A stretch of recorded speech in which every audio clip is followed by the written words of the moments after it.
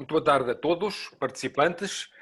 Mais uma sessão da nossa Engenharia Fora da Caixa, que há quase 2 meses temos vindo a organizar na Ordem dos Engenheiros da Região Norte, com a participação de ilustres personalidades da sociedade portuguesa. Na generalidade dos casos, e até agora não engenheiros, temos hoje pela primeira vez um engenheiro, o engenheiro Luís Mira Amaral, mas que também é muitas outras coisas.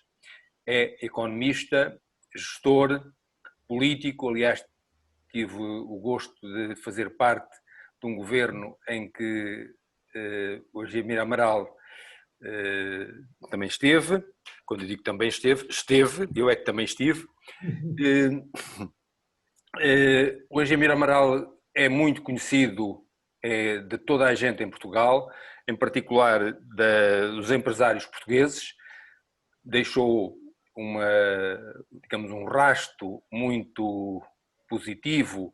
Toda a gente se lembra do PEDIP, toda a gente se lembra de iniciativas levadas a cabo, desenvolvidas pelo engenheiro Mira Amaral.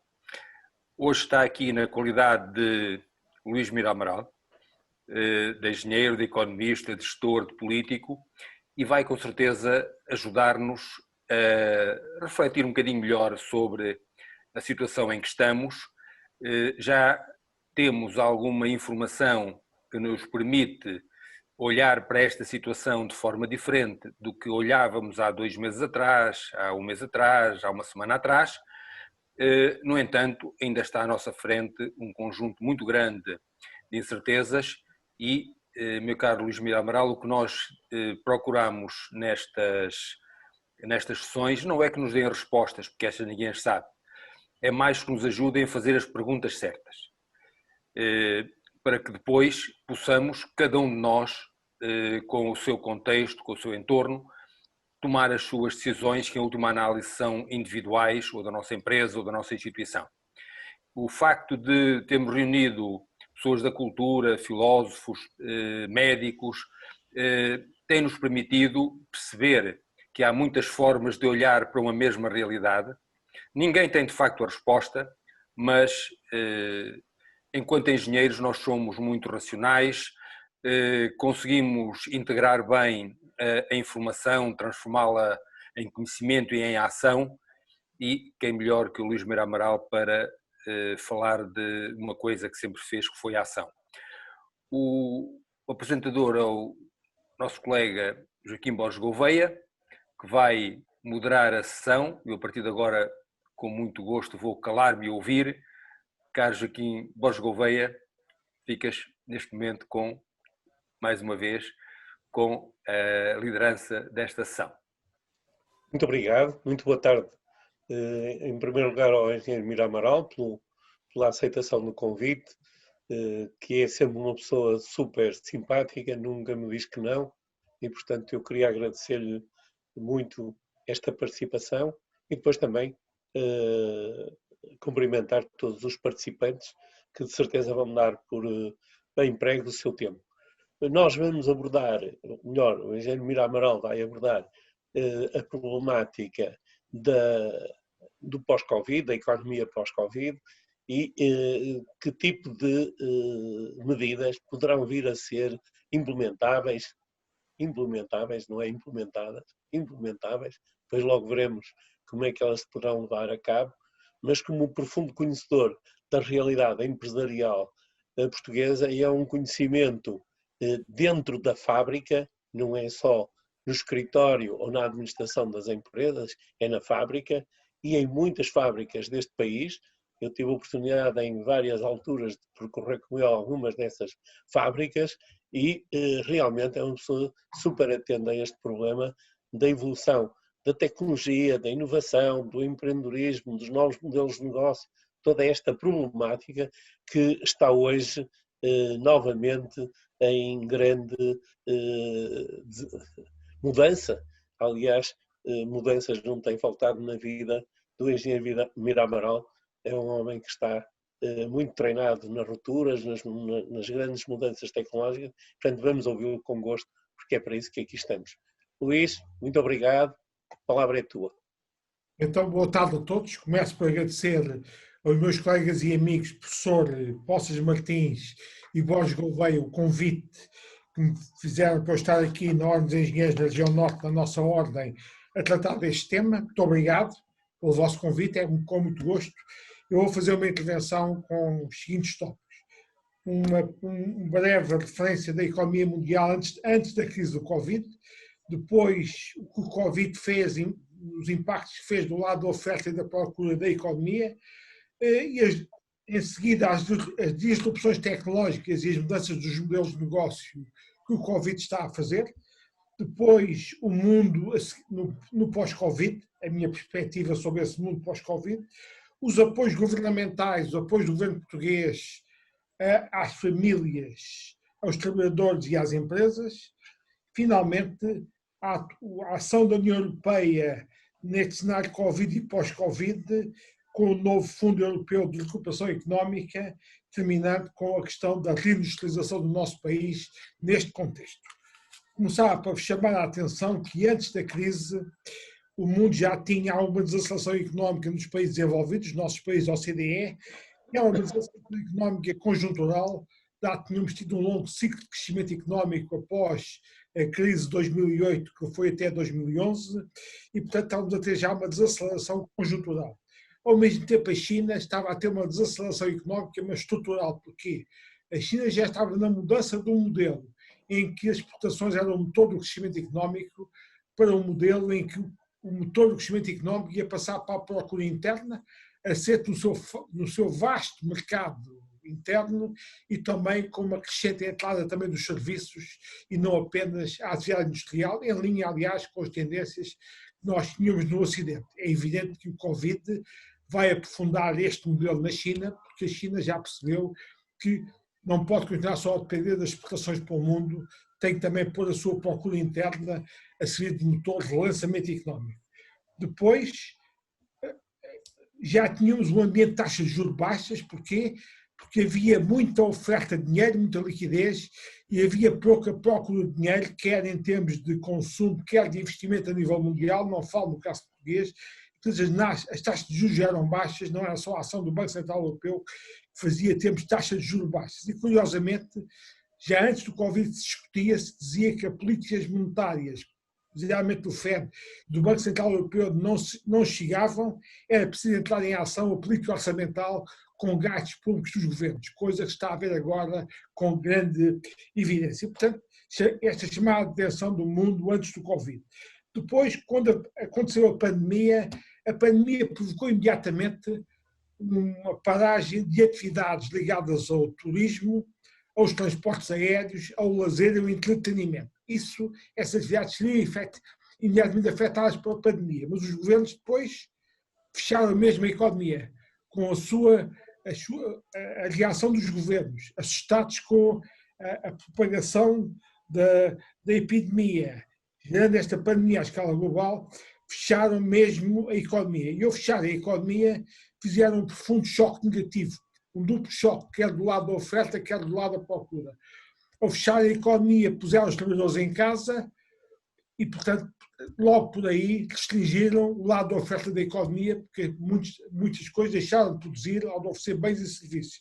E, obviamente, a pôr os trabalhadores em casa e as empresas a ameaçarem falência ou não terem capacidade de pagar aos trabalhadores, foi todo o rendimento desses trabalhadores que foi afetado, e ter aquele conjunto de atividades mais afetadas, como o turismo, o lazer, o entretenimento, a hotelaria, a restauração, é evidente que houve aí, e até muitas atividades informais, as pessoas perderam o emprego e o rendimento, e obviamente a população, em todos os países afetados e também em Portugal, perdeu dramaticamente poder de compra e, portanto, também há um choque muito negativo do lado da procura. Acontece que isto é um caso em que os dois lados interagem um com o outro, choques negativos do lado da oferta a interagir com choques negativos do lado da procura e geram uma ameaça de recessão bastante grave. E, portanto, os governos tiveram que intervir imediatamente, praticamente fazendo o quê? Tentando aguentar empresas que eram viáveis antes da crise. Portanto, era a questão de apoiar a liquidez, injetar dinheiro, apoio de tesouraria a empresas que tinham perdido a sua faturação, empresas que eram viáveis antes da crise e que de um momento para o outro quase perderam a sua faturação. Ao mesmo tempo, os trabalhadores que com o lockdown da pandemia ficaram sem poder produzir, foram para casa e o governo, para aguentar muitas empresas, o que é que fez? Considerou esses trabalhadores num layoff simplificado e, portanto, os trabalhadores foram para casa, as empresas deixavam de assegurar a totalidade dos custos salariais e a Segurança Social entrou a pagar uma parcela significativa destes custos salariais. E, portanto, no turismo, na hotelaria, na restauração, menos na atividade industrial, mas também aconteceu, milhares de trabalhadores foram postos em casa e a Segurança Social entrou a pagar 2/3 dos salários dos trabalhadores em dias de layoff. Ao mesmo tempo, o governo fez mais uma série de medidas para assegurar rendimentos a famílias que estavam sem rendimento e instituiu, em conjunto com a banca, linhas de crédito com garantia do Estado para que a banca pudesse apoiar as empresas.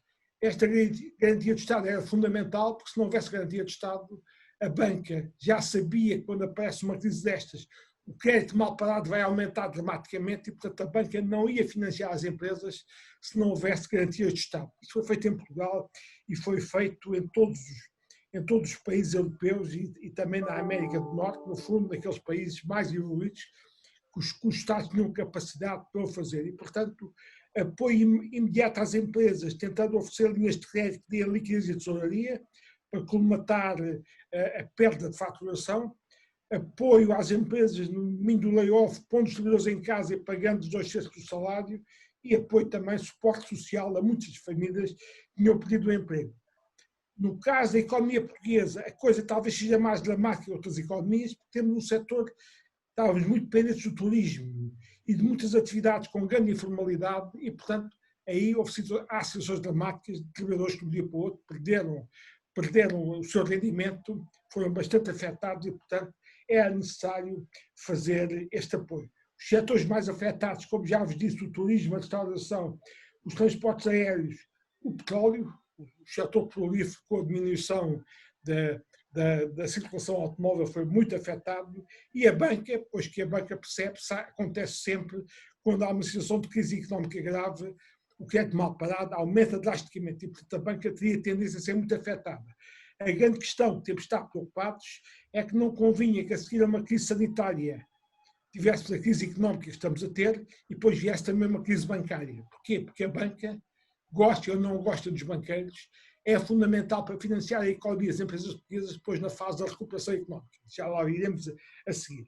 Os menos afetados, obviamente, é a indústria alimentar, todo o comércio eletrónico com a consequente logística e a indústria farmacêutica. E aqui chamamos a atenção que houve uma imediata tendência de mudança da relação do consumidor com a indústria alimentar, porque nós, em vez de irmos aos supermercados, às mercearias, muitos de nós passámos a encomendar online, pelo comércio eletrónico, e a trazer-nos a mercadoria à casa. Portanto, isto é uma tendência que a grande questão é que se põe, se isto veio para ficar, ou se isto passar da pandemia, nós esquecemos rapidamente disto. Em todo caso, eu acho que é uma coisa que veio para ficar.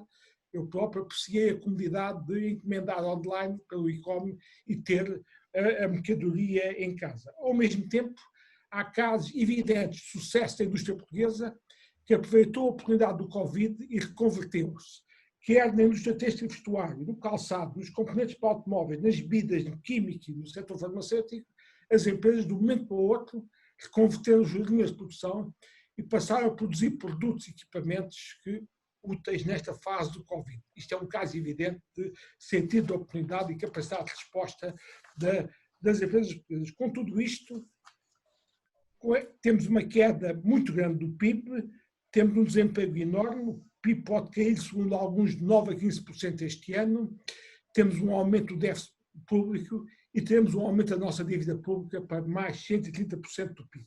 E, portanto, são números bastante grandes neste ano.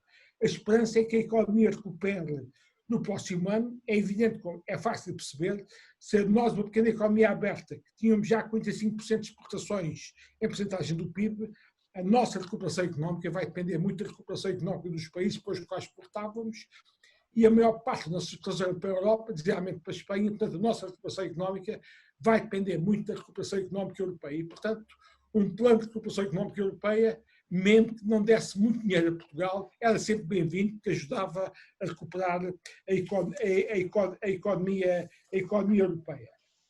Agora, o que está a acontecer e que as confederações empresariais chamam a atenção é que está a haver um atraso muito significativo nos apoios públicos, desde os pagamentos de layoff aos empréstimos às empresas. E se há uma coisa que é necessária numa crise destas características, era uma rapidez, grande atuação, uma atuação muito rápida deste tipo de apoio às empresas, trabalhadores e famílias que precisam disto como pão para a boca. Em todo caso, teremos um ano muito duro, esperemos que o ano 2011 já possa vir a ser melhor. E, portanto, o essencial nesta fase era apoiar com máxima urgência famílias e empresas e todo o apoio via liquidez, empréstimos, adiamento de pagamentos de impostos, adiamento de pagamentos de rendas, por sua vez o pagamento antecipado aos fornecedores deve ser imediato.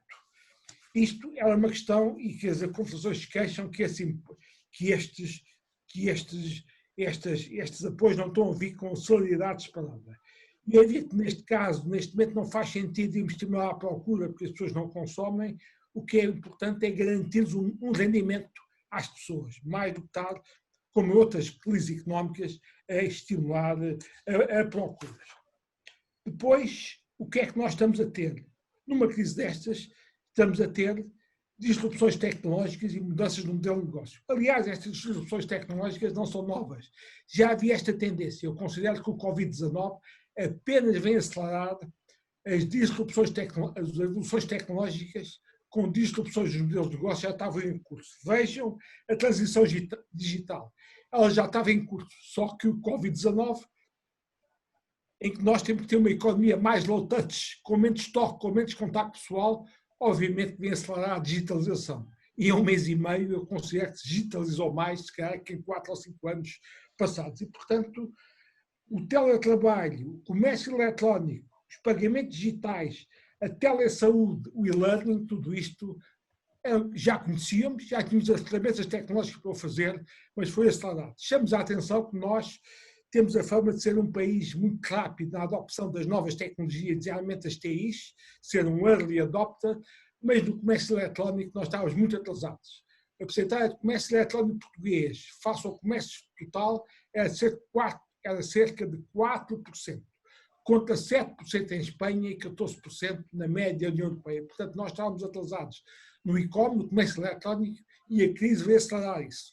Outro caso que é evidente o nosso atraso era na dimensão da internacionalização. Poucas pessoas faziam internacionalização, que é a exportação ou presença física nos mercados para os quais previamente exportavam através de ferramentas digitais de comércio eletrónico. Obviamente que esta crise veio obrigar as empresas portuguesas a acelerar a introdução destas ferramentas digitais, a acelerar o e-commerce, comércio eletrónico, nasceu como plataforma de internacionalização. Ainda hoje o ICEP lançou uma plataforma destas para as PMEs, e as PMEs vão ter que evoluir muito rapidamente no comércio eletrónico, coisa que nós estávamos bastante atrasados, mas esta crise veio acelerar. E muitas delas, aliás, o ICEP está nessa linha e bem, tem que ter apoios públicos para a sua capacitação tecnológica, muitas delas sozinhas não vão conseguir implementar os canais e as plataformas de comércio eletrónico. Mas vamos ter, obviamente, uma economia mais low touch. A minha questão é que se, passada a pandemia, se a gente esquece disto, se estas vezes não persista. Eu considero que alguma coisa vai ficar profundo nesta mudança, embora haja alguns regressos a um contacto físico na nossa economia. Depois, as cadeias de valor global. Como é que o mundo funcionava e o iPhone ou os automóveis, são exemplos disso.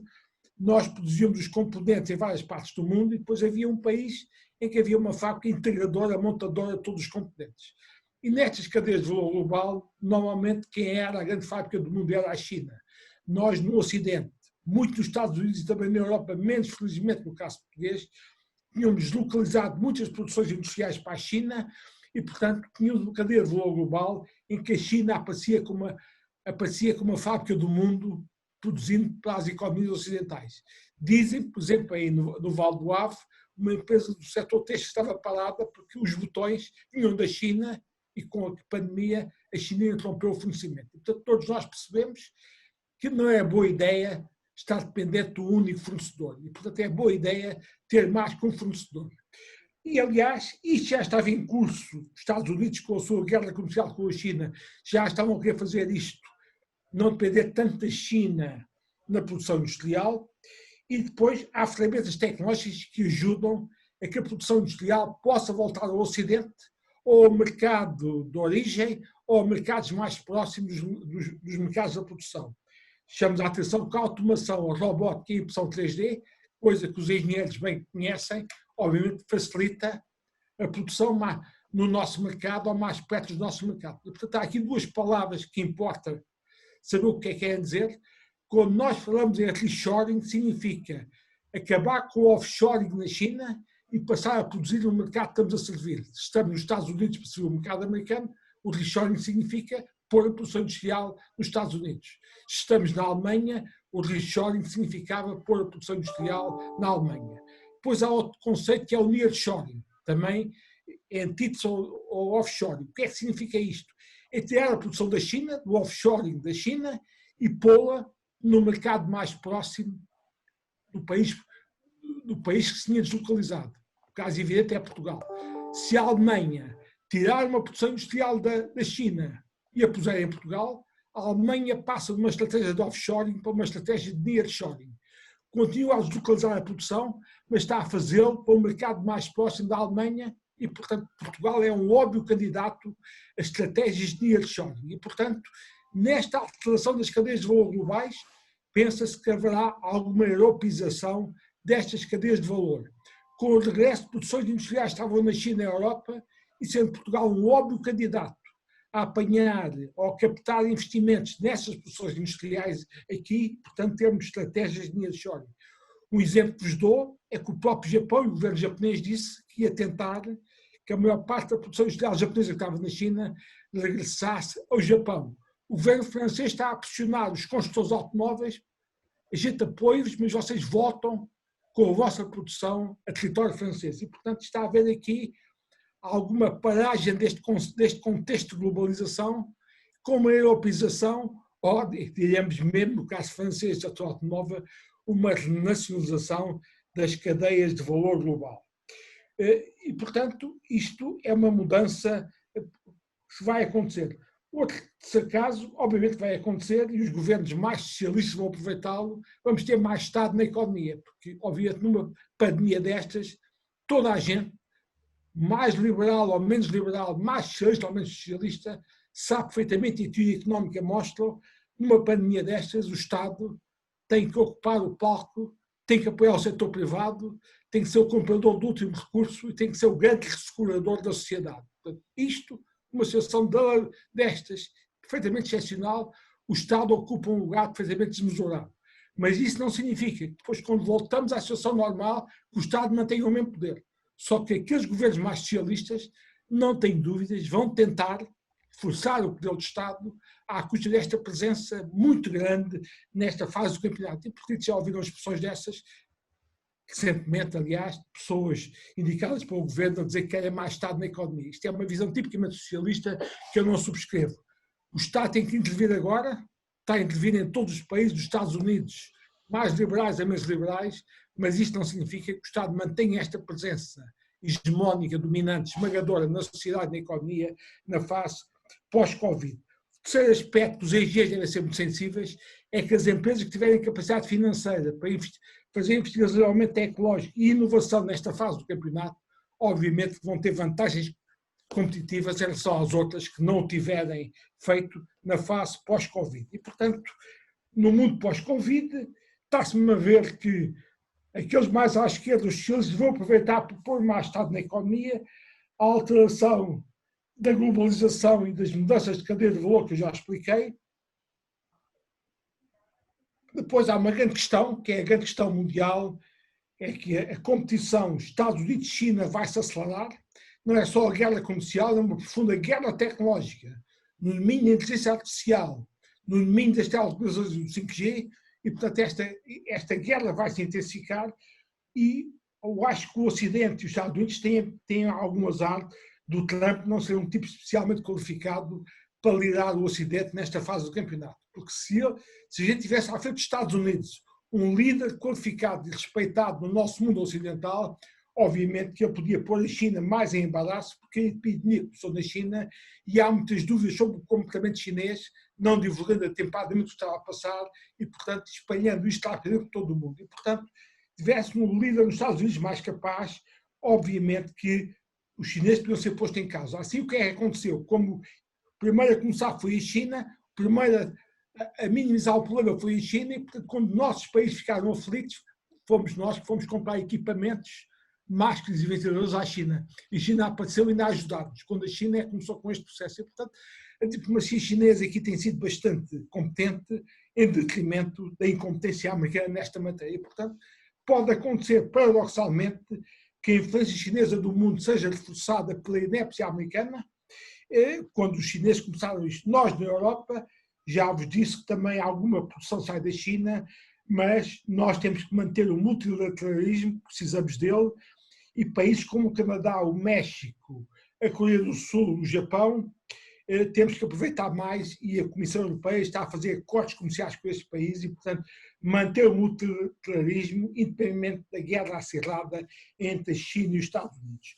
No caso português, nós apanhámos a pandemia numa situação económica ou financeira ainda muito débil, tínhamos a dívida pública muito elevada, também a dívida privada elevada e uma dívida externa elevada.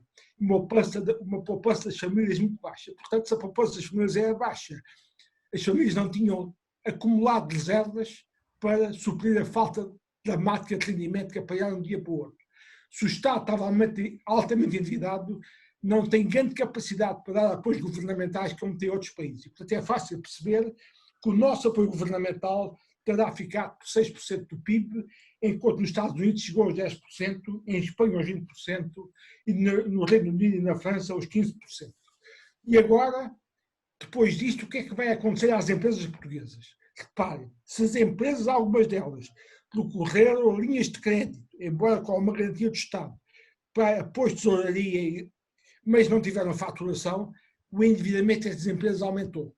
E vamos ter, numa fase pós-Covid, muitas empresas mais endividadas do que estavam antes. E como estão mais endividadas, algumas não respeitarão os rastros de autonomia financeira que tinham antes da crise. Portanto, nós vamos ter um conjunto de empresas que eram economicamente viáveis antes da crise, mas que aparecem, devido à crise, mais endividadas, até porque o Estado português não fez uma coisa que o Estado alemão fez. O Estado alemão dava apoio a fundo perdido às empresas até 800 mil euros a cada empresa. Isto é um apoio considerável. O Estado português não deu esses apoios, repousou das linhas de crédito com alguma cobertura estatal da banca e, portanto, as empresas endividaram-se. E, portanto, vai ser preciso fundos de recapitalização das empresas que estão endividadas, que eram economicamente viáveis antes da crise, mas uma grande questão depois da crise já não é as linhas de crédito para a tesouraria, é como é que nós reequilibramos financeiramente estas empresas. Porque se não as recuperamos, elas não conseguem apanhar a boleia da recuperação económica e depois, mais dramaticamente, não conseguirão apanhar a boleia dos fundos europeus que vêm aí para a recuperação económica. Isso é uma questão muito importante. E também nesta matéria chamava-vos a atenção que os seguros de crédito à exportação com o apoio estatal, o Estado português ainda não resolveu o problema, está a falhar. As nossas empresas exportadoras, mesmo para a Europa, não têm nos seguros de crédito à exportação o apoio estatal, como está a acontecer aos nossos concorrentes europeus. Portanto, isso é dramático para as empresas portuguesas que quando quiserem exportar, não têm as mesmas ferramentas que têm os seus congêneres europeus, porque está-lhes a falhar o seguro de crédito à exportação. E, portanto, a CIP acabou de dizer que mais de 60% das empresas que tiveram financiamento no âmbito das linhas de apoio Covid não receberam. E outra coisa curiosa é que mais de metade das empresas, que cerca de 52% que adoptam o teletrabalho, pensam manter este teletrabalho. Mas, obviamente, com esta crise, as perspectivas de investimento das empresas estão em queda, a maior parte das empresas não pensa em investir ou pensa fazer uma pausa naquilo que projetava. Vamos agora ver rapidamente a resposta europeia. Primeiro, houve aquele pacote de emergência acordado no Eurogrupo dirigido pelo nosso Ministro das Finanças, Mário Centeno, e esse pacote de emergência já tinha 100 mil milhões de euros do SUR, que é um sistema que pode apoiar o emprego e o subsídio de desemprego, e penso que o governo português, nos apoios ao layoff que está a dar, que são quantias, muitos milhões de euros, pode ir buscar algum financiamento a estes 100 mil milhões da União Europeia do SUR, que é justamente para fazer isto. Depois, o BEI, o Banco Europeu de Investimentos, também disponibilizou para as PMEs 200 mil milhões de euros que as empresas portuguesas não podem ir buscar. Finalmente, o Mecanismo Europeu de Estabilidade disponibilizou 240 mil milhões de euros. E o governo português, em vez de recorrer financiamentos dos mercados financeiros, porque está a emitir dívida, tem que emitir muito mais dívida para financiar todo este programa de apoio, pode ir buscar algum dinheiro ao Mecanismo Europeu de Estabilidade. O que é que tem o Mecanismo Europeu de Estabilidade de vantagem? É como isto tem um rating muito elevado, o chamado AAA, tem as garantias de Estados fortes como a Alemanha, estes empréstimos que o Mecanismo Europeu de Estabilidade consegue arranjar nos mercados financeiros, pode passá-lo para países como Portugal a taxa de juros mais baixas que aquele que um país sozinho conseguia angariar. Ao mesmo tempo, o Banco Central Europeu aumentou o seu programa de compra de títulos de dívida pública e outros valores mobiliários privados em 750 mil milhões de euros. Isto é muito importante para Portugal, porquê? Porque há 3 países que vão estar muito aflitos em termos de dívida pública. Portugal, a dívida pública vai aumentar para cerca de 130% do PIB, a dívida pública italiana para cerca de 160% e a grega para cerca de 200%. E, portanto, estes 3 países são de alto risco e vão precisar do apoio do Banco Central Europeu como pão para a boca. Aliás, nós temos aqui um problema. Podemos ser contaminados para a Itália. Se as coisas correm mal na Itália, Portugal é obviamente logo contaminado. Eu não digo ser contaminados pela Grécia, porque a Grécia está sempre em estado muito doente e, portanto, já a Grécia não vai contaminar. A Itália é que pode vir a contaminar a zona euro e Portugal é o primeiro a apanhar por tabela. Depois há 2 países que vão entrar nesta situação de risco financeiro, que são a Espanha e a França, cuja dívida pública vai ultrapassar os 100%. E, portanto, o Banco Central Europeu tem aqui um papel muito importante na compra de mercado secundário de dívida pública destes países para estabilizar as taxas de juros no mercado de dívida pública. Finalmente, como eu disse no início, nós já tínhamos percebido todos, mesmo antes da crise, que a política monetária sozinha não resolveu o problema, é preciso política orçamental. E, felizmente, a Comissão Europeia, na sequência da proposta franco-alemã de a Comissão Europeia se podia endividar em 500 mil milhões de euros nos mercados financeiros, a Comissão Europeia propôs um novo programa, o chamado Next Generation EU, são 750 mil milhões de euros, dos quais serão 500 mil milhões a fundo perdido e 250 mil milhões emprestados aos Estados Nacionais de acordo com o empréstimo. É obviamente que um país como Portugal terá mais dinheiro a fundo perdido, porque se vai pedir emprestado à Comissão Europeia, isto conta depois para o aumento da dívida pública nacional. Portanto, para nós, obviamente, interessávamos até que o dinheiro fosse todo a fundo perdido. Não vai ser, e portanto ainda vai haver uma discussão com os países mais forretas da União Europeia, os chamados frugais, que certamente eles não gostam desta repartição, acham que 500 mil milhões a fundo perdido é muito dinheiro e vão querer alterar esta composição entre os 500 mil milhões a fundo perdido e os 250 mil milhões em termos de empréstimo. Mas isto será, pela primeira vez, uma grande emissão de dívida europeia em que é a Comissão Europeia que vai aos mercados financiados. E, portanto, nós devemos saudar esta iniciativa europeia, apoiada pela França e a Alemanha, que é um marco novo na política comunitária. Emissão de dívida a nível da União Europeia, em que a Comissão Europeia se vai endividar aos mercados. Isto depois vai ser pago no futuro, entre 2028 e 2058. Como compreende, não há almoços grátis, e então o que é que isto acontece? É que depois quem é que vai pagar esse serviço da dívida? Os 650 milhões que vão ser pedidos emprestados. Obviamente, se não houver novos impostos europeus, tem que ser os Estados-membros, através do aumento da sua contribuição para pagar o serviço da dívida. Aí, como compreendem, isto não é uma ideia do agrado dos contribuintes líquidos da União Europeia, vulgo os países do Norte, mas é uma ideia do agrado daqueles que são receptores líquidos como Portugal. Obviamente que os países contribuidores líquidos não vão gostar disto e, portanto, o que é que se já está a discutir? É arranjar novos impostos europeus. novos impostos europeus que permitam que depois do serviço da dívida seja pago por novos impostos europeus. Quais são eles? O digital, sobre as grandes tecnológicas americanas, o imposto sobre o carbono, o comércio europeu de emissões, o European Trading Scheme, estendido agora ao setor marítimo e ao aéreo. O setor automóvel já tinha, o setor elétrico já tinha, o setor marítimo e aéreo não tinha. Também o imposto a grandes empresas europeias que beneficiam muito o mercado único europeu. Portanto, a ideia é que se beneficiam muito o mercado único europeu, também tem que pagar algum imposto europeu para a comunidade. E depois, importações que tinham um grande nível de emissões de carbono, essas importações da União Europeia têm que pagar uma taxa à União Europeia.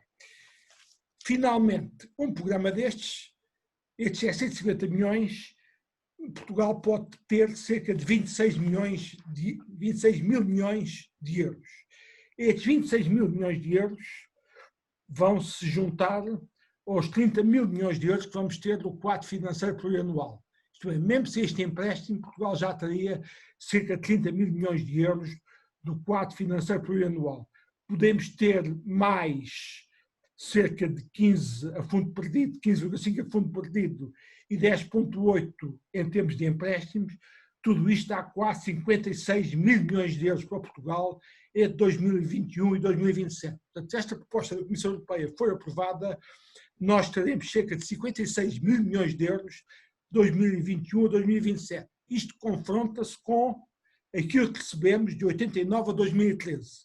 Foram 96 mil milhões de euros em quatro comunidades de apoio. Portanto, vejam a quantidade de injeção extraordinária de dinheiro na nossa economia, através desta ajuda europeia, que é, em termos comparado com o que recebemos ao longo de quatro comunidades de apoio, é extremamente elevada.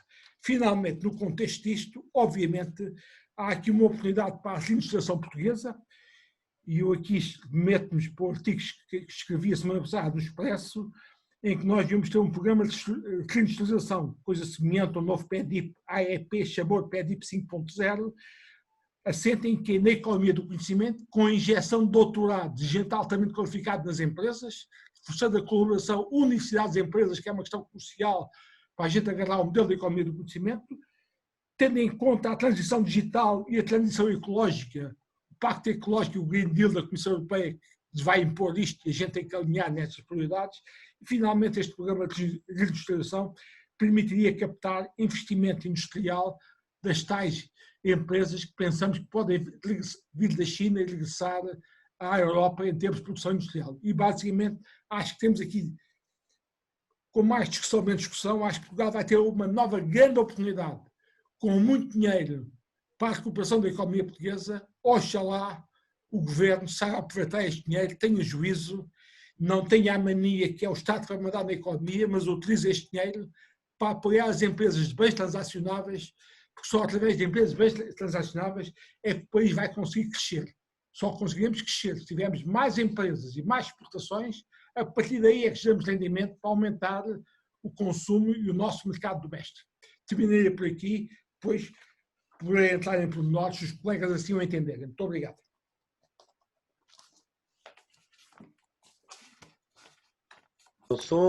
Muito bem, Luís, foi excelente. Acho que fizemos uma passagem do menos infinito para o mais infinito e se há coisa que nós há muitos anos temos vindo a bater, esta questão dos doutores, dos doutorados nas empresas, aquele velho programa dos núcleos de inovação tecnológica e a criação de competência dentro da empresa e, portanto, que a universidade seja uma universidade que vem de fora para dentro e entrega fora e não seja uma universidade que está dentro e vai fazer uns favores fora.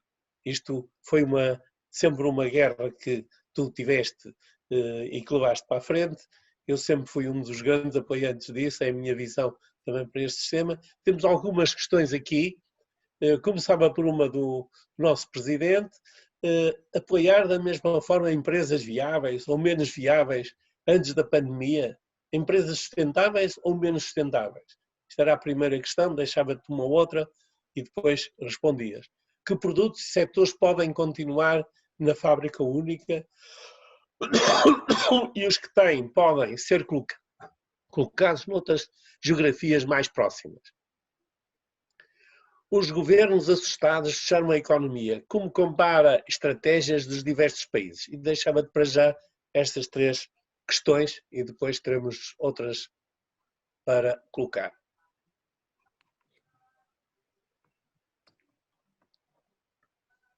Bom, aqui nós, os apoios públicos nesta emergência, tinham aqui um problema complicado que era este. É importante a urgência, como eu expliquei, da disponibilização dos recursos, quer aos trabalhadores do layoff, quer às empresas na injeção de liquidez para resolver o problema de tesouraria. Portanto, a rapidez era fundamental. Ser a rapidez fundamental, num caso deste, devia-se correr algum risco de ser menos seletivo, menos exigente nas condições para os apoios e alguns poderem beneficiar que não deviam beneficiar. Mas é um risco que tem que se tomar numa situação destas. Mas no mundo teórico ideal, as empresas que já eram inviáveis antes da crise, obviamente que essas não deviam ser apoiadas, já estavam a arrastar, tipo empresas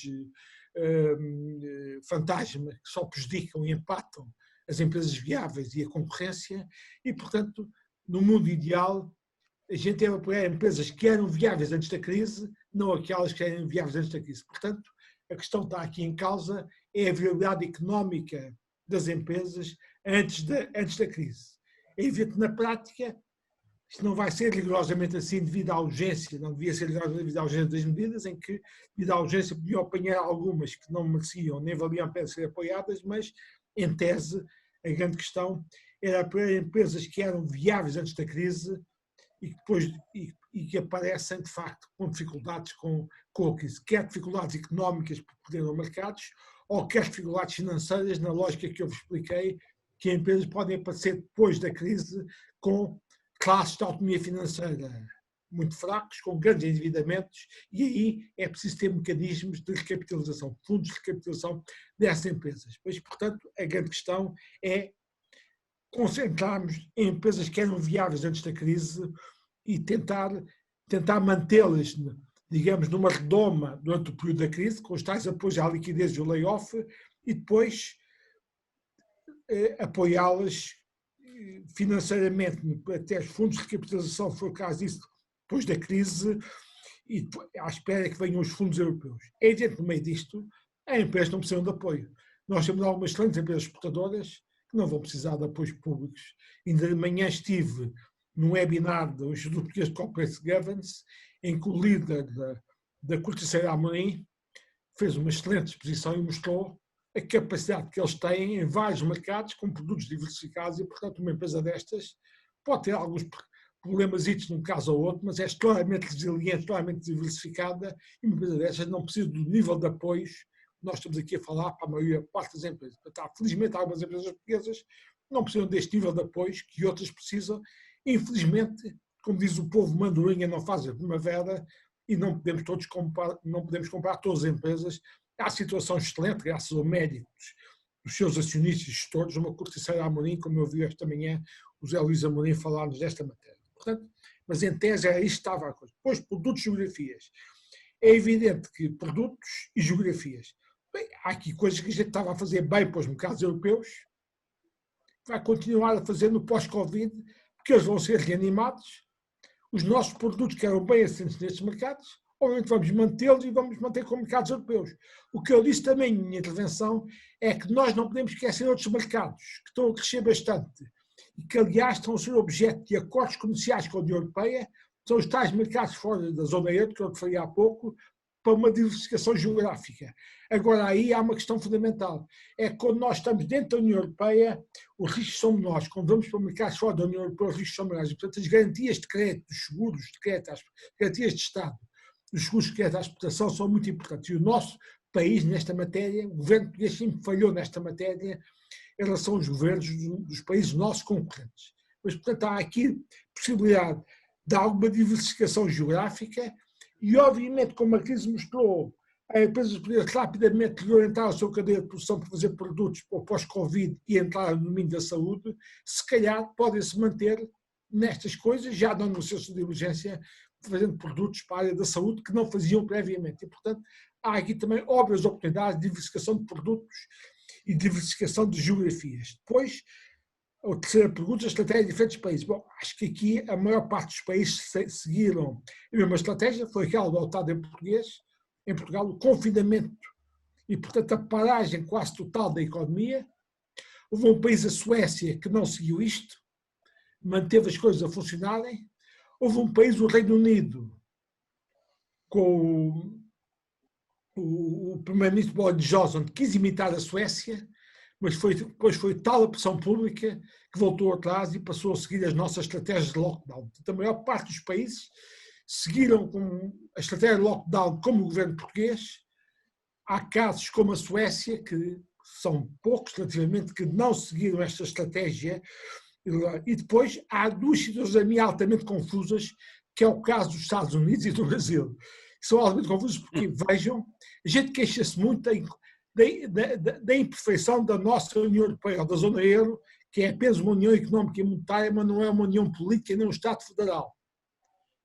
Mas que a União Europeia nesta matéria, quer na coordenação das políticas de saúde, quer agora nos apoios à recuperação económica, vai trabalhar melhor que os Estados Federais, que têm uma união política, como os Estados Unidos e o Brasil. Como estão a ver, a confusão entre os presidentes e os governadores estaduais é mais que muita, é enorme, uma confusão total. Eu, no caso dos Estados Unidos e do Brasil, não sei quem manda e não sei quem vinga, se é até dos governadores que querem lockdown ou se é até dos presidentes que, numa perspectiva económica, não querem lockdown, querem que as pessoas corram riscos com a pandemia, mas não querem parar a economia. Quer no Brasil, quer nos Estados Unidos, Trump e Bolsonaro não querem parar a economia, querem aguentar as pessoas a morrerem e serem infectadas, e o que a gente percebe é que os governadores estaduais não querem. Portanto, nestes dois países, que são grandes países, Estados federais, a confusão é mais que muita. Eu não sei o que é que está a vigorar, se é o lockdown ou se é a estratégia sueca. Aliás, acho que depende de Estado para Estado, cada um faz da sua maneira e depois o Presidente não consegue mandar nos Estados.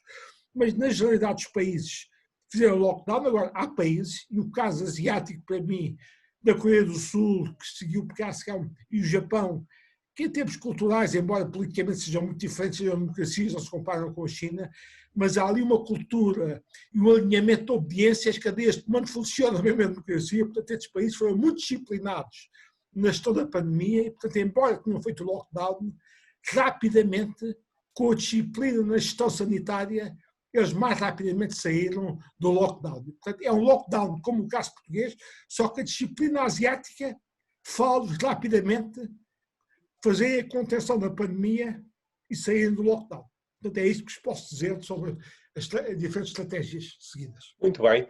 Então, mais 3 questões.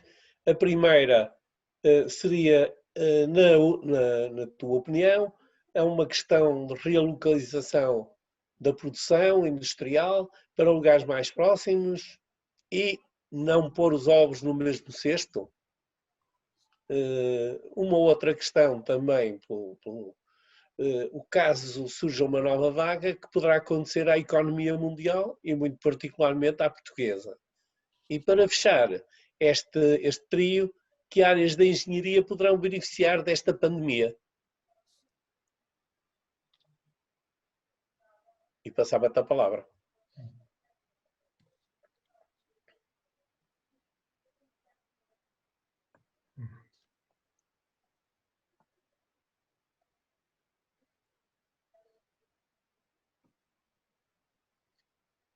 Bom, sobre a primeira questão, eu acho que a pandemia veio enfatizar um aspecto que, aliás, muita gente já tinha falado, mas não estava enfatizado. É que não se devem meter os ovos todos no mesmo cesto. Portanto, esta história de ir toda a produção industrial para a China, e nós ficámos neste único país, isto nunca era boa ideia, mesmo antes da pandemia. E, aliás, esta história, devo dizer, da América, do America First, ou algum regresso de produções industriais aos Estados Unidos, isto não começou com o Trump. E já tinha começado no governo Obama, só que o Obama era querido da comunicação social, porque era um homem mais à esquerda, e aí foi menos ostensivo nesta matéria, porque já na administração Obama há um livro excelente feito por 12 professores do MIT, Making in America, From Innovation to Production, em que eles explicam aquilo que eu vos expliquei há bocado, com a evolução tecnológica permite que haja produções que voltem ao lugar de origem. Portanto, já estava a discutir na administração Obama, os grandes gurus americanos, o regresso aos Estados Unidos a produções industriais que tinham saído.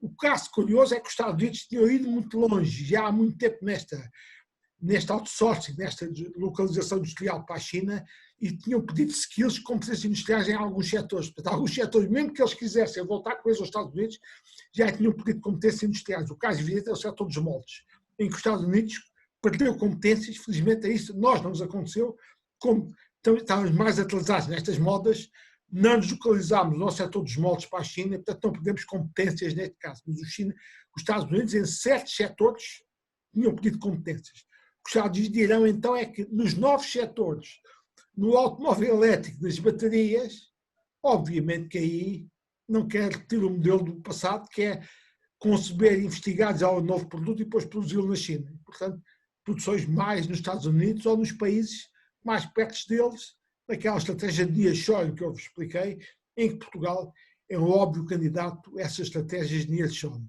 No fundo, sendo um país com boas condições sanitárias, sendo um país com paz social, sendo um país que tem gente competente e, sobretudo, engenheiros altamente qualificados, nós temos aqui uma oportunidade única de ser um dos óbvios candidatos credíveis a estratégia de nearshoring e, obviamente, que os fundos europeus que eu vos falei há pouco podem ajudar muito a isto. Nova vaga, bom, é evidente que eu acho que pode haver uma nova vaga, mas já não sabe da dimensão da anterior. E, portanto, será uma nova vaga em dimensão menor e, portanto, já não vai haver um lockdown da economia como houve previamente. Porque se houver uma nova vaga com a dimensão da anterior, eu não sei responder, penso que acho que vai ser o fim da macacada, porque as economias não aguentam um novo lockdown, já estamos todos pendurados, com as dívidas públicas a subir exponencialmente, como eu vos expliquei, todas as economias não aguentam um novo lockdown. E, portanto, o que é preciso é gerir o desconfinamento com maior bom senso e parcimónia nesta matéria, e vendo casos pontuais, como estamos a ter na zona de Lisboa, e de alguns jovens disciplinados à noite, não havendo bares, se juntam para beber e de comprar as bebidas às bombas de gasolina, coisa que o Presidente da Câmara de Cascais, e bem, a meu ver, proibiu. Acho que isto tem que ser gerido, desconfinamento, com com alguma lentidão, com alguma moderação e com muito bom senso para evitar uma segunda vaga igual à anterior. Porque então se deu o fim da macacada, as nossas economias não aguentam mais, as dívidas públicas subiram espetacularmente, os déficits explodiram, o desemprego disparou, há situações dramáticas de gente em que o casal, ambos perderam de um dia para o outro o posto de trabalho, e portanto a gente não aguenta mais um confinamento da economia, uma nova praia da economia. Então acho que o mundo rebenta, eu não sei dizer o que é que acontece. E depois haverá as convulsões sociais, portanto, nem quer prever uma hipótese dessas, chama a atenção, temos que gerir o desconfinamento com bom senso, prudência e moderação, e portanto pode haver novos surtos, mas sejam mais localizados, como está a acontecer na região de Lisboa e em alguns sítios pontuais, e aí uma cercazinha sanitária regional ou local, ou medidas mais duras nessa zona, mas evitar uma globalização disto ao país todo em lockdown novamente, acho que não adianta. Bom, que haja engenharia por não beneficiar. Toda a digitalização que eu referi, obviamente que aqui os engenheiros eletrotécnicos, toda a parte eletrónica digital, são óbvios candidatos. Isso vai ter uma grande evolução. Devo-vos, aliás, dizer que mesmo antes do Covid, quando eu, como consultor em projetos de investigação, desenvolvimento tecnológico e inovação, visitava as boas empresas portuguesas, porque obviamente como consultor destes projetos só visito boas, não visito más. O que é que os empresários me diziam? Senhor engenheiro, eu tinha produto, preço, mercado e tecnologia. Não temos gente qualificada para expandir o negócio. E, portanto, faltava dramaticamente não só engenheiros, mas sobretudo quadros intermédios especializados. Quadros intermédios especializados com competências digitais. Isto é a dramática falta na empresa portuguesa. O setor metal, um pequeno de componentes para automóveis, é praticamente evidente. E, portanto, as áreas de engenharia ligadas a estas coisas, obviamente, têm aqui um grande futuro, mas não só. As ciências da vida ligadas à saúde têm um grande surto com a pandemia. E para toda a área das ciências da vida, das biologias e biotecnologias, também vai ter aqui um grande incremento. É claro que é uma área que eu aqui, o professor Borges Gouveia, como engenheiro de Lotex, não estamos tão à vontade como nas áreas da eletrónica, do digital, da automação, da robótica, da impressão 3D, é que a gente consegue perceber a tecnologia. E eu devo dizer, eu sou chairman de uma empresa de Venture Capital, que é a Bide Venture Capital, em que nós tínhamos 4 áreas de negócios.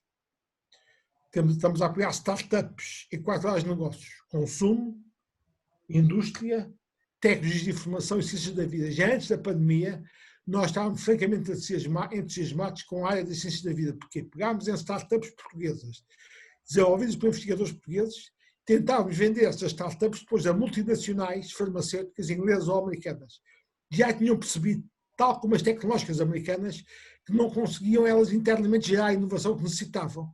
E então iam comprar inovação, portanto iam comprar startups. E, portanto, na ciência da vida, a gente já tinha percebido que tinha aqui uma grande oportunidade nestas startups que estamos a apoiar, para depois vender a multinacionais farmacêuticas americanas ou inglesas, como já nos aconteceu num caso. E, portanto, esta área, eu falo-vos com a situação concreta que já conheço da empresa, na pandemia, esta área não foi afetada, está a ser reforçada, há novas ideias, até esta área de ciências da vida, obviamente, toda ligada à saúde e à indústria farmacêutica, vai ser muito reforçada com esta pandemia.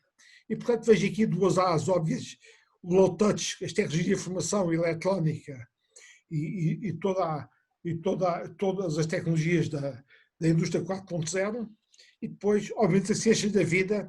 E, aliás, chamamos a atenção, se há setor, já antes da pandemia, a meu ver, que estava a ser extremamente interessante a nível mundial, era o agribusiness, a agroindústria. É evidente que eu e a Atlotec, os engenheiros do TEC, a falar de engenharia do Porto, nós éramos pouco sensíveis anteriormente à agroindústria e achámos que era mais para os engenheiros agrónomos do Instituto Superior de Agronomia. Mas eu percebi nesta empresa, que sou chairman de Venture Capital, que isto era um negócio altamente frustrante no mundo, e era um negócio que combinava de uma maneira que nenhum outro combinava as tecnologias de informação, todas estas tendências do 4.0 com as ciências da vida. E eu, visitar empresas do Distrito de Santarém do agroalimentar, percebi que eram as mais evoluídas daquele distrito no tratamento de dados. Toda esta área do 4.0, do tratamento, da gestão dos dados, do Data Advanced Analytics. Estas empresas do agribusiness têm que dominar. Porquê? Porque elas trabalham com inputs agrícolas, precisam saber como é que está o estado do tempo, como é que varia, como é que está a bicharada que lá anda no campo, e, portanto, elas trabalham com input que tem muito maior variabilidade do que os inputs da indústria metalomecânica tradicional. E, portanto, estas empresas tinham percebido que esta área altamente promissora e grande desenvolvimento da indústria 4.0, que é a área de tratamento de dados, tinha grande potencial no agribusiness. E, portanto, estas empresas do agribusiness juntam, a meu ver, de uma forma extremamente feliz, as tecnologias da indústria 4.0 com as competências no domínio das ciências da vida, das biotecnologias e das biologias. E é uma área em pleno desenvolvimento de todo o mundo, e que em Portugal, nós falamos muito de indústria, mas a agroindústria em Portugal é um dos setores que está em mais franco desenvolvimento. E, portanto, também vai ter um grande futuro. Eu posso dar aqui um exemplo, porque o Val do Douro tem hoje programas de tecnologias de informação com a Universidade da UTAD e o Inesctec, muito significativos, que vão desde a questão da umidade, à questão do tipo de vinha, maturação, enfim, robótica para fazer vindima. Há muitos projetos muito interessantes. Tínhamos agora aqui 2 questões que se interligam uma com a outra, que pergunta o nosso ouvinte, participante, se Portugal tivesse concepção de produtos, em vez de andar a produzir o que os outros concebem, não seria mais fácil ultrapassar a crise? Portugal faz inovação de processos produtivos, não seria melhor fazer inovação de produtos? Não é esta uma grande dificuldade para Portugal? E no seguimento disto, a mesmo participante pergunta: doutorados nas empresas para produzir o que os outros pensam, se não temos produtos que vão para lá fazer os doutorados? Eu penso que é uma visão também muito redutora, mas de qualquer forma deixava até estas 2 questões para já e depois passávamos às questões finais. Bom, eu aqui direi que o caminho faz-se andando. E, portanto, obviamente, quando eu e aqui o professor Borges Gouveia debatemos para a inserção de doutorados nas empresas, somos suficientemente realistas para perceber que não vão todas as empresas, as PMEs, de um dia para o outro, meter doutorados. Agora, eu dou-vos uma experiência da minha atuação como Ministro da Indústria, quando fiz o programa Jovens Techs para a Indústria, em que nós metemos engenheiros e, em alguns casos, doutorados nas empresas. Aqueles que eram bons, ao fim do ano, que eu deixei de pagar os salários, o Estado deixou de pagar os salários, os empresários já não os dispensaram. E, portanto, estas histórias é que não precisam deles. A gente pode chegar ao empresário e dizer, sugerimos que faça isto. E ele diz, eu não preciso dos tipos. Eu digo, mas o senhor não arrisca nada porque a gente paga o salário durante o ano. Se o senhor ao fim do ano não os quiser, vão-se embora, o senhor não arrisca nada. E com esta tese, eles vão para as empresas e se forem bons e trouxerem mais-valia para as empresas, o próprio empresário percebe que já não os pode dispensar ao final. Enfim, eu tive essa experiência dos jovens techs para a indústria. Portanto, também não estou a dizer que vamos encher de um dia para o outro todas as empresas de doutorados para a indústria, mas este caminho que já começou deve continuar. Quando a gente vê empresas como a Bosch, que fazem isto, quer em Braga, quer em Aveiro, também, não só no Minho das TI, mas no Minho do Calor, como a gente tem outras empresas que já introduziram doutorados, é o caminho, é um sucesso. E doutorados que conseguem desenvolver produtos. E, portanto, fazem inovação tecnológica de produtos. Portanto, é o caminho que se faz caminhando agora. Se não fizermos nada, é que não passamos esta cepa torta. E, portanto, a gente tem que injetar mais massas dentro das empresas, tem que apoiar o Estado, pagar o salário durante um ano, tem criado, como o professor Borges Gouveia tinha feito, nas PMEs, núcleos de inovação, e nas grandes empresas, até serem mais ambiciosas, centros de investigação e desenvolvimento tecnológico. Porquê? Porque há uma diferença entre investigação e inovação. Na investigação, a gente gasta dinheiro para criar conhecimento. Na inovação, a gente aplica o conhecimento para ganhar dinheiro. Portanto, uma PME não pode fazer investigação, não tem dimensão de massa crítica, mas tem ambição e deve ter a capacidade de fazer inovação. E para isso precisa ter, ao mínimo, massa cinzenta qualificada, poder fazer inovação. Depois, as grandes empresas já poderão fazer alguma investigação ou desenvolvimento tecnológico.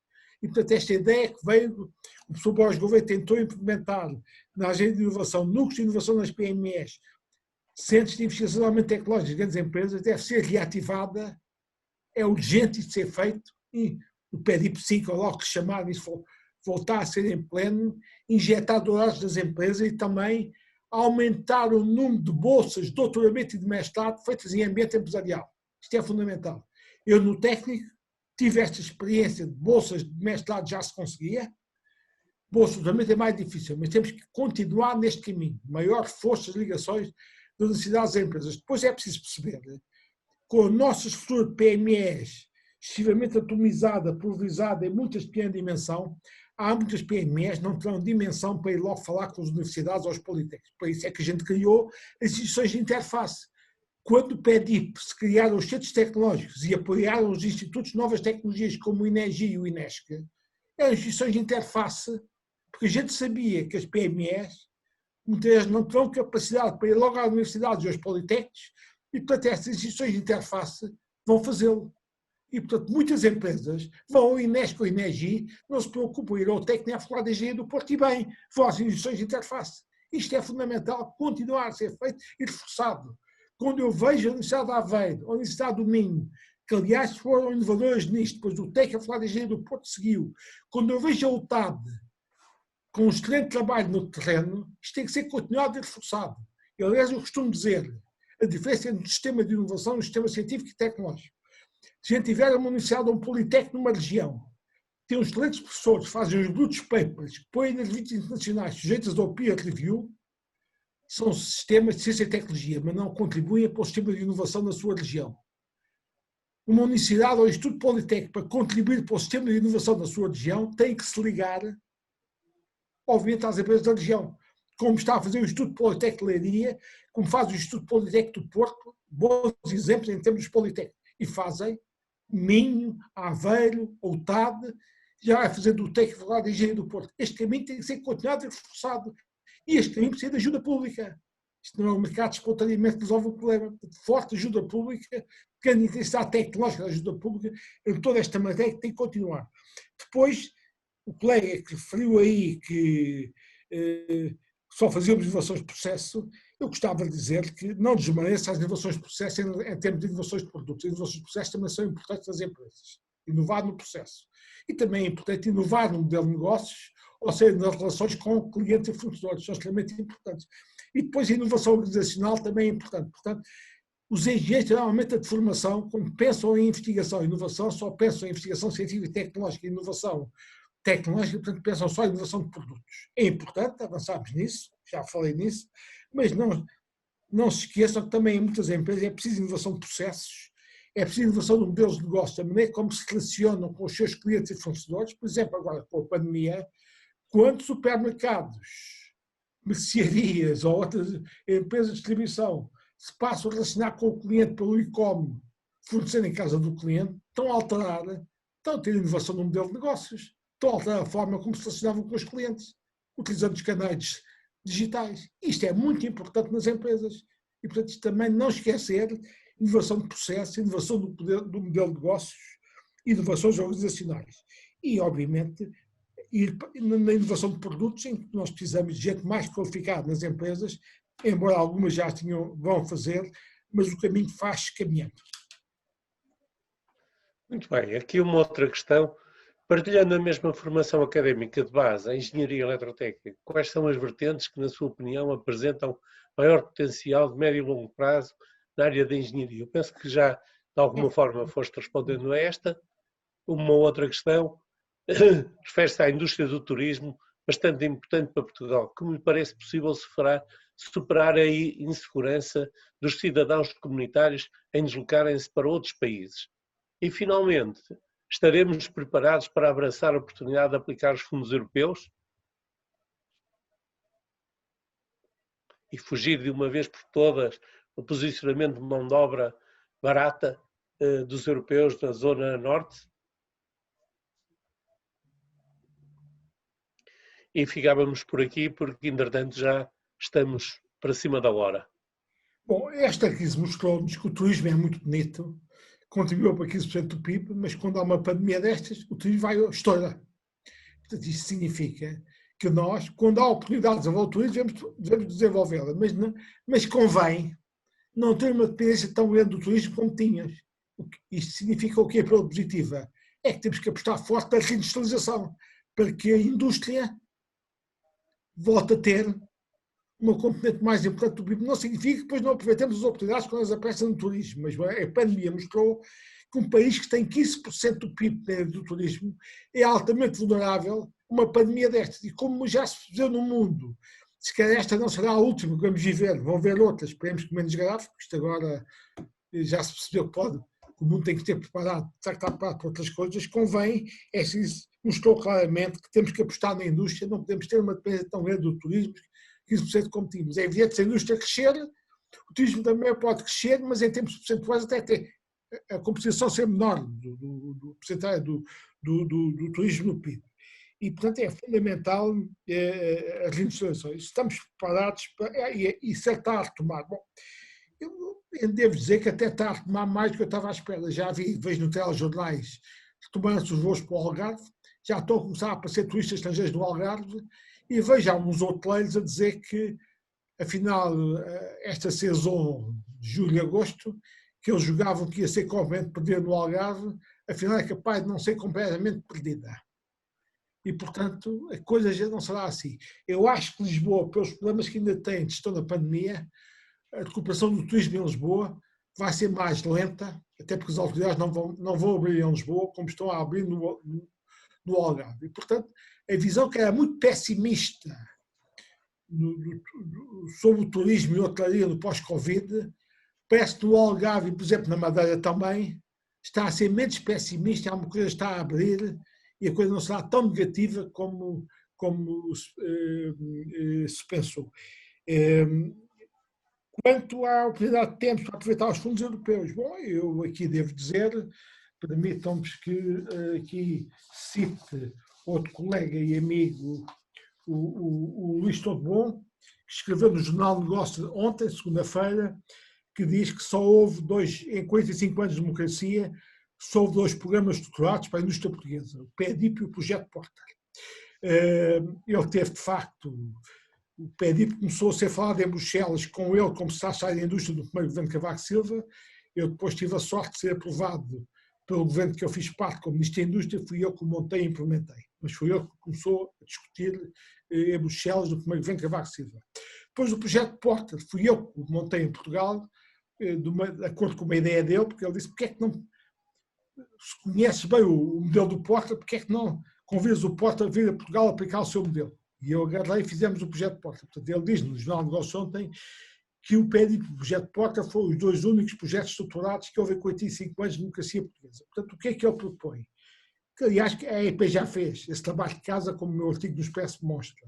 É um novo PEDIP de base tecnológica com grande incorporação de inovação e aposta nas cadeias de valor, com parcerias internacionais com players de referência nos vários setores e com um programa de reforço de capitais próprios e crescimento em dimensão financeira, produtiva e tecnológica das empresas nacionais. E depois um novo projeto Porter, também de base tecnológica, identifica e robusteça os clusters tecnológicos em que o país já tem uma presença razoável. Chamamos a atenção que a presença que a gente já tem nos materiais, da biotecnologia nas TICs, na ciência da saúde, na mobilidade, na aeronáutica, estes clusters já os temos, estão ainda pouco consolidados. Embora em alguns já com grande potencial. A gente precisa dar um grande impulso a estes clusters que já têm, clusters de base tecnológica. Não só os clusters tradicionais que o projeto Porter, aliás, tratou muito, como foi e bem o calçado, o vestuário e as confecções. Mas já temos, felizmente, no país, um embrião de clusters tecnológicos que importa desenvolver. Portanto, ele propõe, e eu estou de acordo, um projeto Porter visitado nestas matérias e que, simultaneamente, promova o upgrade tecnológico das indústrias tradicionais, aquelas que já tinham sido tratadas pelo projeto Porter. Continua. O calçado já tinha começado no meu tempo a desenvolver-se, apostou logo só em países de grande poder de compra, e bem, e o vestuário e confecções têm seguido essa tendência. Portanto, ele propôs 2 coisas. É evidente que isto significa o quê?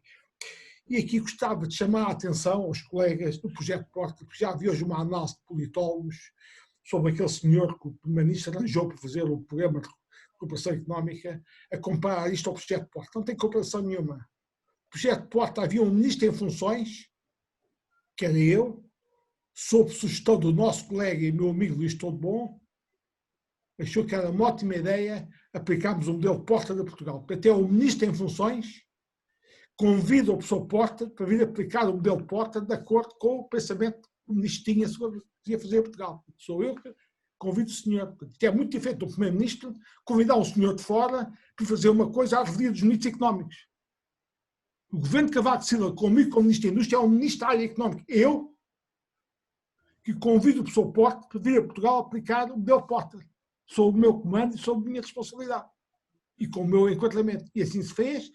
A equipa dele veio a Portugal, sempre em constante discussão com o Ministério da Indústria, comigo, e com o conjunto de pessoas de alta categoria que eu arranjei para nos ajudar no advisor board do projeto Porter. Fizemos isto. É muito diferente do primeiro-ministro convidar um senhor que vem de fora, curto-circuitando os ministros económicos, para fazer um projeto de recuperação económica do país. Totalmente diferente.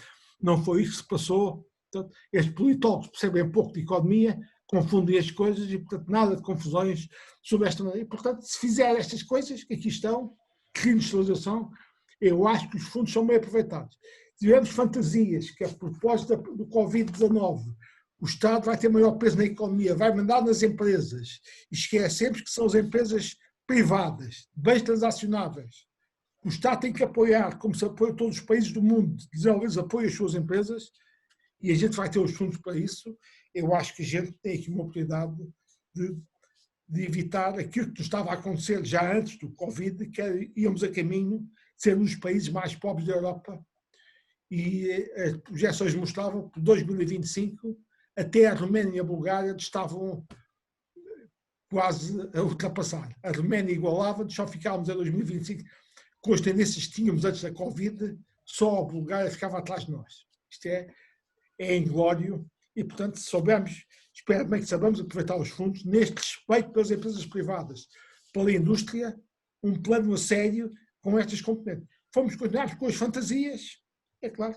Então, então se calhar não saberemos aproveitar os fundos e se calhar depois damos razão àqueles holandeses que não gostam de nós. Muito bem, estamos já para além um bocadinho da hora e eu penso que só me resta agradecer e dizer que o engenheiro Mira Amaral disponibilizou dois textos que serão distribuídos por quem esteve presente e participou nesta sessão, que acho que foi muito esclarecedora, muito interessante, e agradecer mais uma vez ao engenheiro Mira Amaral. Não sei se agora o presidente da Região Norte quer fazer uma despedida mais institucional. Eu é que agradeço, muito obrigado. Não estou a ouvir. Não, eu não estou a ouvir. Muito obrigado. É só um minuto. O Borges Gouveia já disse tudo.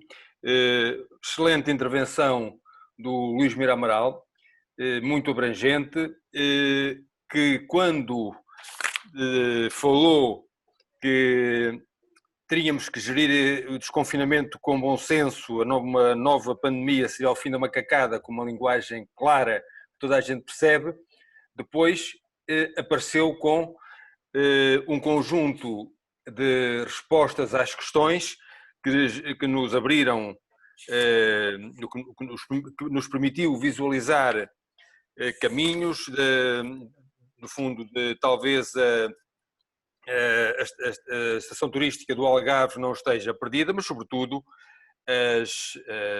os clusters da base tecnológica, novo PEDIP, novo Porter, em que Luís Mira Amaral deixou de facto um legado importante a Portugal.